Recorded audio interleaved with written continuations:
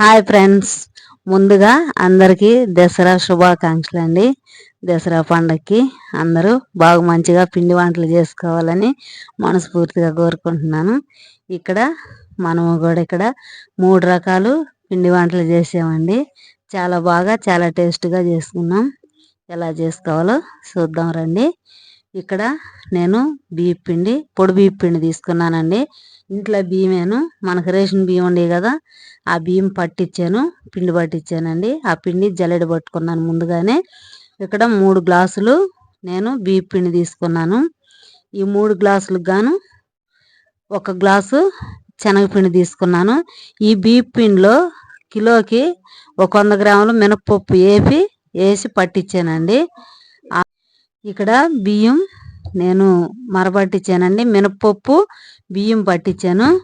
అది మనము 3 గ్లాసులు తీసుకున్నాము. 1 గ్లాసు శనగపిండి తీసుకున్నాము. శనగపిండి కూడా పప్పు నేను విడిగా పట్టించాను, దాన్ని 1 గ్లాసు తీసుకున్నాను. 3 గ్లాసులు బియ్యం పిండి, 1 గ్లాసు శనగపిండి, ఒక 3 టీ స్పూన్లు నువ్వులు, ఒక 2 టీ స్పూన్లు కారం, 1 టీ స్పూన్ ఉప్పు, ఒక 2 టీ స్పూన్లు వాము వేసానండి.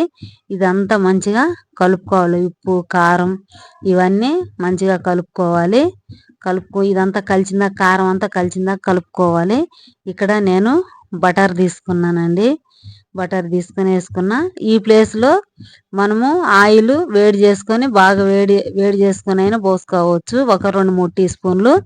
ఇదంతా మంచిగా కలుపుకొని వేడి నీళ్ళు పోసుకోవాలండి. కొంచెం నులెచ్చలుగా కాసి ఆ నీళ్ళు పోసి పిండి కలుపుకోవాలి. అప్పుడు చాలా బాగా గుల్లగా మంచిగా వస్తాయి మురుకులు. చాలా బాగుంటుందండి, చాలా టేస్ట్ కూడా ఉంటాయి.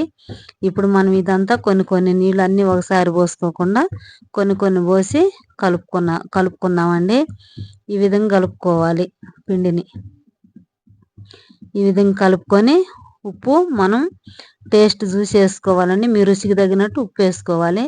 నాకు కొంచెం ఉప్పు తగ్గినట్టు ఉన్నది, మళ్ళీ వేసాను. మళ్ళీ వేసి కలుపుకుంటున్నాము.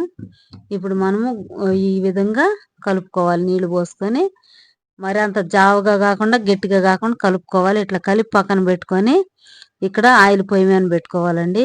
ఆయిల్ పొయ్యి మీద పెట్టుకొని ఇక్కడ కిలో ఆయిల్ పోసుకున్నాను. ఆయిల్ వేడెక్కిందండి. ఇక్కడ చూసారా, మురుకులు గొట్టాన్ని తీసుకొని మనకి 3 హోల్స్ ఉన్నాయి కదా, దాంట్లో మనము ఈ పిండి ఈ విధంగా వేసుకోవాలి. వేసుకొని మురుకులు ఒత్తుకోవాలి. పొయ్యి మీద బాండీ పెట్టి మనం ఒత్తేసుకోవచ్చు. ఆయిల్ కాగిందేమో కొంచెం పిండి వేసి చూస్తే అది పైకి వచ్చింది కదా. ఇప్పుడు మనం మురుకులు ఒత్తేసుకున్నాము, బాండీలోనే ఒత్తుకున్నాము. ఇవన్నీ ఇట్లా ఒత్తుకోవాలి. మనకి ఈ విధంగా ఒత్తుకోవను రాకపోతే పొయ్యి మీద మనం ఒక గెంటె తీసుకొని, జాలి గెంటె తీసుకొని ఆ గెంటె మీద ఒత్తుకొని ఆయిల్ వేసుకోవచ్చు. అది ఎలా ఒత్తుకోవచ్చో ఇప్పుడు మీకు చూపిస్తాను. మనకి బాగా కాలినాయండి, చూసారా. ఆయిల్ మనకి కాలినాయి అనుకో, ఇట్లాగా మంచిగా ఆయిల్ వదిలేసిద్ది, మనకు పైకి వస్తాయి. ఈ విధంగా కాల్చుకొని వేరే ప్లేట్లోకి తీసుకోవాలి. ఇప్పుడు మనం మళ్ళీ మురుకులు గొట్టంలో పిండి పెట్టుకొని ఈ పిండి అంతా మంచిగా మనం మూత పెట్టుకోవాలి. ఇది ఈ విధంగా గెంటి మీద ఒత్తుకోవాలండి. గెంటి మీద ఒత్తుకొని మనము ఆయిల్లో వేసుకోవచ్చు. అట్లయినా ఈజీగా ఉంటుంది, ఇట్లయినా ఈజీగా ఉంటుంది. మీరు ఎట్లా ఒత్తుకోవాలంటే అట్లా చేసుకోవచ్చు. ఇది ఇంకొకటి కూడా చూపిస్తున్నాను. ఈ విధంగా గెంటి మీద ఒత్తి మనం ఆయిల్ వేసుకోవచ్చు. ఈ విధంగా కాల్చుకోవాలి. మనకు మురుకులన్నీ అయిపోయినాయండి. అంతేనండి, చాలా సింపుల్గా చేసుకోవచ్చు. చాలా బాగుంటాయి, చాలా టేస్ట్ కూడా ఉంటాయి. ఇప్పుడు మనం ఈ మురుకులన్నీ వేరే ప్లేట్లోకి సర్వ్ చేసుకున్నాము. ఇప్పుడు చాలా గుల్లగా, చాలా బాగా, చాలా టేస్ట్ కూడా ఉంటాయి. మనం బటర్ వేసుకున్నాం కదా, వేసుకోపోయిన ఆయిల్ కాగబెట్టి పోసుకున్నాం కానీ చాలా బాగుంటాయి. చూడండి, చేతులు ఎట్లా పొడుము అయిపోతున్నాయి. చాలా బాగా వచ్చినాయి అండి. ఇంతేనండి, చాలా ఈజీగా చేసుకోవచ్చు. ఈ దసరాకి ఇలాగ మీరు కూడా మురుకులు చేసుకొని హ్యాపీగా పిల్లలు, ఇంక ఈ దసరా అయిపోయినాక పిల్లలు స్కూళ్ళకి కూడా వెళ్తారు కదా, హ్యాపీగా బాక్స్లో పెట్టుకొని తినవచ్చు. ఇప్పుడు మనము రవ్వ లడ్డు చేసుకుందామండి. రవ్వ లడ్డు ఎంతో టేస్ట్గా, చాలా బాగా రుచిగా చేసుకుందాం. చాలా బాగుండిద్దండి. కొబ్బరి కూడా వేసుకుంటాం కాబట్టి, పచ్చి కొబ్బరి చాలా బాగుంటుంది. ఇప్పుడు మనము బాండీ పొయ్యి మీద పెట్టుకొని మనం నెయ్యి పోసుకుందాం. ఒక 4-5 టీ స్పూన్లు నెయ్యి పోసుకొని ఒక 4 టీ స్పూన్లు జీడిపప్పు కిస్మిస్ తీసుకొని ఫ్రై చేసుకోవాలి. సన్న మంట మీద ఫ్రై చేసుకోవాలండి. ఫ్రై చేసుకొని అవి ఒక గిన్నెలోకి తీసి పక్కన పెట్టుకోవాలి. ఇక్కడ నేను 1/2 కిలో రవ్వ తీసుకున్నానండి. ఈ రవ్వ మనము ఈ తీసి పక్కన పెట్టుకున్నాం కదా, ఇప్పుడు ఈ రవ్వ పోసుకొని మంట సిమ్లో పెట్టుకొని ఈ రవ్వను మంచిగా ఫ్రై చేసుకోవాలి. ఇక్కడ నేను పచ్చి కొబ్బరి తీసుకున్నానండి. పైన చెక్కు తీసి మిక్సీ పట్టుకున్నా. అది 1 కప్పు వచ్చింది. ఒక కాయలో సగం అది వేసి మంచిగా ఫ్రై చేసుకోవాలి. ఇక్కడ నేను 2 గ్లాసులకి 1 గ్లాసు చక్కెర తీసుకున్నాను. చక్కెర కొంచెం ఉంచుకొని ఒక సగం ఉంచుకొని దాన్ని మిక్సీ పట్టుకొచ్చుకోవాలి. ఇక్కడ మనకు రవ్వ కూడా వేగిపోయిందండి. ఈ రవ్వని ఒక బేషన్లో పోసుకున్నాము. మనం ఏదైతే చక్కెర మిక్సీ పట్టుకొచ్చుకున్నామో ఆ చక్కెర కూడా వేసేసుకొని చక్కెర పొడి వేసేసుకొని 1 టీ స్పూను యాలకుల పొడి వేసుకోవాలి. ఇదంతా మంచిగా కలుపుకోవాలి.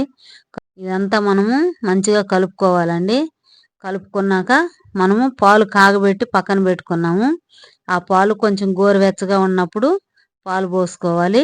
పాలు అన్నీ ఒకసారి పోసుకోకుండా కొన్ని కొన్ని పోసుకోవాలి. స్పూన్ తోటి కలవదు కాబట్టి చేత్తోనే కలుపుకోవాలి. ఈ విధంగా పాలు పోసుకొని కలుపుకోవాలి.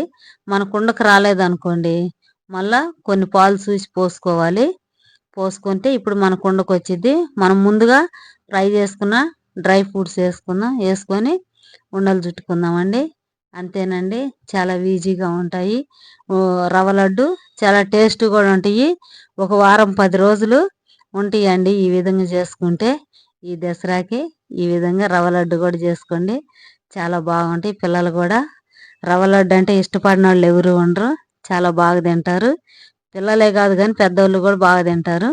ఈ విధంగా చేసుకోండి, చాలా ఈజీగా సింపుల్గా ఉంటుంది. లడ్డు కూడా రెడీ అయిపోయిందండి. ప్లేట్లోకి సర్వ్ చేసుకున్నాం. ఇక్కడ ఒక లడ్డు తుంచుతాను చూడండి. చాలా బాగా ఎంత బాగా వచ్చిందో, చాలా బాగా వచ్చిందండి. మనము ఇక్కడ పప్పు చెక్కలు చేసుకుంటున్నామండి. చెక్కలు చాలా బాగుంటాయి, చాలా రుచిగా కూడా ఉంటాయి. ఈ చెక్కల్ని ఎలా చేసుకుందామో చూసేద్దాం రండి. ఇక్కడ మనము ఈ చెక్కలు బాగా గుల్లగా మంచిగా టేస్ట్గా రావటానికి మనము ఇక్కడ ఒక గ్లాసు బియ్య పిండి తీసుకున్నామండి. పొడి బియ్య పిండేను, ఇంట్లో పట్టించిన పిండేనండి. దీంట్లో కొంచెం 1 టీ స్పూన్ అంతా బటర్ వేసుకున్నాను. ఉప్పు వేసుకున్నానండి.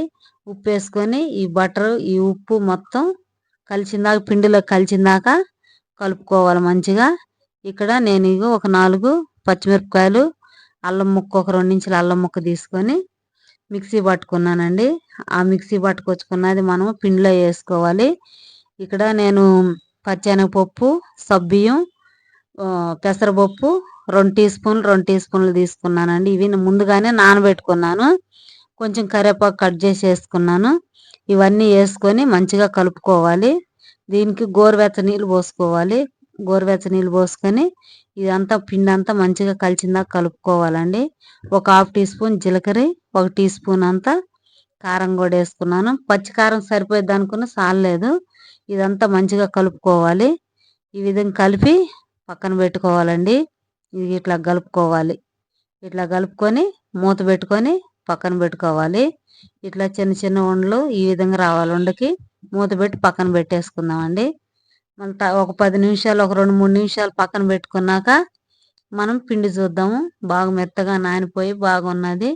ఇప్పుడు ఈ విధంగా చిన్న చిన్న బాల్స్ లాగా ఉండలు చుట్టుకోవాలి. ఉండలు చుట్టుకొని రౌండ్గా చుట్టుకొని పక్కన పెట్టుకోవాలి. పక్కన పెట్టేసుకొని ఇట్లాగనే చుట్టుకోవాలి. ముందు మనం ఎన్నైతే చేసుకుంటామో అన్ని చుట్టుకోవాలి. ఇద్దరు చేసే పని అయితే ఎమ్మటెమ్మట ఒకళ్ళు చుట్టి చేస్తూ ఉంటారు కాబట్టి ఒకళ్ళు చేసే పని అయితే ఇట్లాగా ఉండలు చుట్టి పక్కన పెట్టేసుకొని తర్వాత మళ్ళీ మూత పెట్టుకొని పిండి ఆరిపోకుండా మూత పెట్టుకొని మనం ఒక్కొక్కటి తీసుకొని ఒత్తుకోవాలి. ఇప్పుడు మూత పెట్టుకుందాం. మూత పెట్టుకొని ఒక చెక్క తీసుకొని దాని మీద ఒకటి పేపర్ వేసుకోవాలి. మన కవర్ కట్ చేసుకొని వేసుకొని ఆయిల్ వేసుకొని ఆయిల్ రుద్దుకోవాలి. కవర్ అంతా ఆయిల్ రుద్దుకొని మనం ఏదైతే చేసి పక్కన పెట్టామో ఉండల్ని ఆ ఉండలు తీసుకొని ఈ పేపర్ మీద పెట్టుకోవాలి. ఇట్లాగ 4 దిక్కులు 4 పెట్టేసుకొని ఈ ఎక్స్ట్రా కవర్ ఉంది కదా ఆ కవర్ని ఇట్లా మడుచుకోవాలి. ఈ విధంగా మడుచుకోవాలి. ఆయిల్ పూసుకున్న కవర్ని ఇట్లా మడుచుకొని ఒక గ్లాస్ కానీ ఒక టిఫిన్ బాక్స్ కానీ తీసుకొని ఇట్లాగా ఒత్తుకోవాలండి. ఒత్తుకుంటే ఇట్లాగ వస్తాయి. ఇప్పుడు మనము ఈ ఒత్తుకున్న వాటిని పొయ్యి మీద బాండీ పెట్టి ఆయిల్ పోసుకున్నాము. ఆయిల్ అక్కడ కాగుతున్నది. ఇప్పుడు మనం ఈ ఒత్తుకున్న వాటిని తీసి మనం ఆయిల్ వేసుకున్నాం. చాలా ఈజీగా చేసుకోవచ్చు ఇట్లాగా. చాలా టేస్ట్ ఉంటాయి, చాలా బాగా రుచిగా కూడా ఉంటాయి. ఇట్లాగా మనం ఇవి తీసి ఆయిల్లో వేసుకొని మంట పెద్దగా పెట్టుకోకూడదండి, తొందరగా మాడిపోతాయి. మంట కొంచెం సిమ్లో పెట్టుకొని వేసుకోవాలి. అప్పుడు మాడకుండా ఉంటాయి చెక్కలు, చాలా బాగా కాలుతాయి అన్నమాట. ఈ విధంగా కాల్చుకోవాలి మంట సిమ్లో పెట్టి. ఇప్పుడు మనము దాని మీదే కాకుండా, చెక్క మీదే కాకుండా చేతితోటి కూడా చేసేసుకోవచ్చండి. ఇగో ఇట్లాగా చేతి మీద ఒత్తుకొని ఇట్లాగా కూడా తీసేసుకోవచ్చు. మనం చేతికి కొంచెం ఆయిల్ పూసుకొని, ఆయిల్ పూసుకున్న చేతి మీద మనము ఇట్లాగా ఒత్తుకోవచ్చు. ఒత్తుకుంటే ఇట్లా కూడా వేసుకోవచ్చు. మీకు ఎట్లా వేసుకోవాలనిపిస్తే అట్లా చేసేసుకోవచ్చు. మనకి ఇక్కడ చెక్కలన్నీ మంచిగా కాలినాయండి. ఇప్పుడు మనం ఈ చెక్కలు తీసుకున్నాం, గెంటితోటి తీసేసుకున్నాం. ఎక్కువ ఉంటే మాడిపోతాయి. మంట సిమ్లో పెట్టుకొని ఈ విధంగా కాల్చుకోవాలి. ఇప్పుడు మనం ఒక ప్లేట్లోకి తీసుకున్నామండి. ఆయిల్ కూడా ఎక్కువ ఏం కాలదు. ఇట్లాగా ఒక ప్లేట్లోకి తీసుకున్నాము. తీసుకొని ఎన్ని అవుతాయో ఇక నన్ని ఈ విధంగా చేసేసుకోవటమే. ఎన్ని ఆయిల్ అయితే అన్ని ఆయిల్ చేసి ఆయిల్లో వేసుకోవటమేనండి. ఇక్కడ చెక్కలన్నీ రెడీ అయిపోయినాయండి కాల్చుకోవటం. చూసారా ఎంత బాగా వచ్చినాయో, అసలు ఎట్లా కానొస్తున్నాయో చూసారా. ఎట్లా మనం మంచిగా ఇట్లా పొట్టుకుంటేనే తుంపితే ఎట్లా తునిగిపోతున్నాయో మంచిగా కాలినాయండి. మంచి క్రిస్పీగా చాలా బాగా వచ్చినాయి. ఈ విధంగా మీరు కూడా దసరాకి ఇట్లాగా చెక్కలు చేసుకోండి, చాలా బాగుంటాయి. చాలా ఈ దసరాకి మీరు కూడా ఇలాగా పిండి వంటలు చేసుకోండి. పిల్లలు ఎట్టా హాలిడేస్ ఇంట్లోనే ఉంటారు కాబట్టి బాగా టైం పాస్ అవుతుంది. ఈ వీడియో కనుక మీకు నచ్చినట్లయితే లైక్ చేయండి, షేర్ చేయండి, సబ్స్క్రైబ్ చేసుకోండి.